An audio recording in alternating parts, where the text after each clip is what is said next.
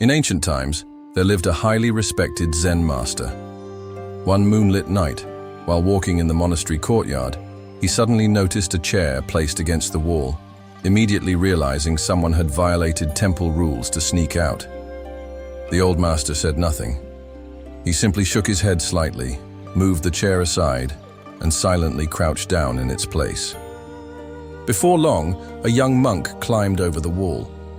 In the darkness, he stepped onto what he thought was the chair, only to land squarely on his master's back. When his feet touched the ground, the young monk turned and froze in horror at the sight of his teacher.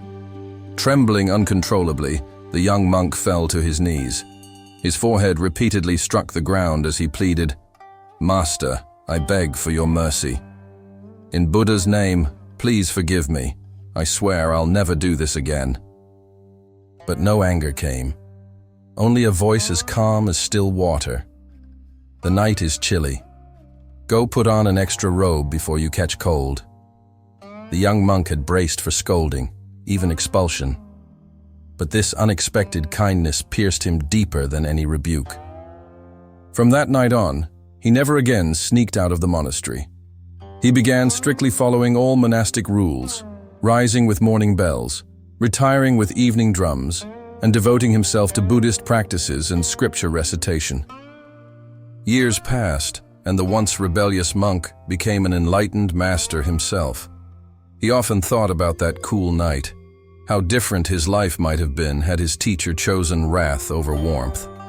Some lessons, he'd reflect, aren't taught with words, but with the weight of mercy. Whenever he remembered, gratitude welled up within him like spring water. In this story, it shows the quiet strength of understanding. There's something deeply human in the way this story lingers. It's not just about a monk's mistake or a teacher's wisdom.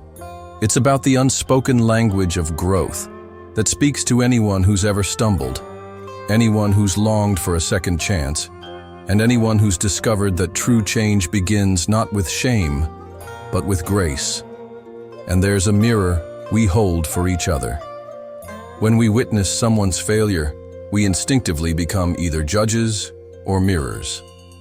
The master chose to be a mirror, one that reflected not the mud on the young monk's feet, but the light he knew the young monk carried within. This isn't just spiritual poetry. It's a truth we've all felt. Think of a time someone surprised you with kindness when you least deserved it.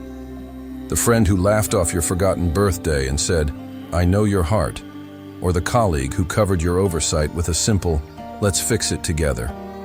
These moments don't just resolve conflicts, they transform relationships. They whisper, "I see your humanity, and I choose to honor it." Unexpected kindness brings unexpected results. The story's power lies in its reversal. We're wired to expect cause and effect, break a rule, face a consequence. But what happens when the reaction transcends the script? It creates a sacred pause. Like rain softening parched earth, unexpected compassion creates fertile ground for self-awareness. Consider how we respond to our own mistakes, the mental rehearsal of arguments we'll never have, the imaginary lectures we give ourselves. Now imagine replacing that inner critic with the master's voice. "The night is cold. Take care of yourself." This isn't indulgence, it's strategic wisdom. When we drop the armor of defensiveness, true growth can begin. In our daily lives, it's about the cashier who smiles when you realize your wallet's at home, the stranger who says, "I've done that too," when you spill coffee in public, the manager who asks, "What do you need?" instead of, "What went wrong?" These moments share DNA with the master's quiet act. They create a chain reaction. The shock of being truly seen, not for your worst moment, but your whole self. The warmth of belonging. If they still believe in me, maybe I can too. The quiet determination to honor that trust by rising to meet it. The master understood what modern science confirms. Lasting change can't be forced, only invited. Like a gardener who knows pulling seedlings only damages roots, he created conditions for natural growth. Every day we stand at crossroads. Will we be the wall that blocks, or the bridge that bears weight and lets others cross over? Whether you're the one who needs grace today, or the one who can offer it, remember, growth isn't about perfection. It's about showing up, again and again, choosing to see the unspoken humanity in every imperfect moment. Your mistakes don't define you. How you rise from them does. And somewhere, in someone's story, you're already the master. You just haven't heard them whisper thank you yet. This is Feel Zen Energy. Thank you for watching this video. Cultivate gentleness and wisdom within yourself, and may you also be treated with kindness in life. A wise person's guidance is not found in storms and turmoil, but in igniting the fire within others' hearts.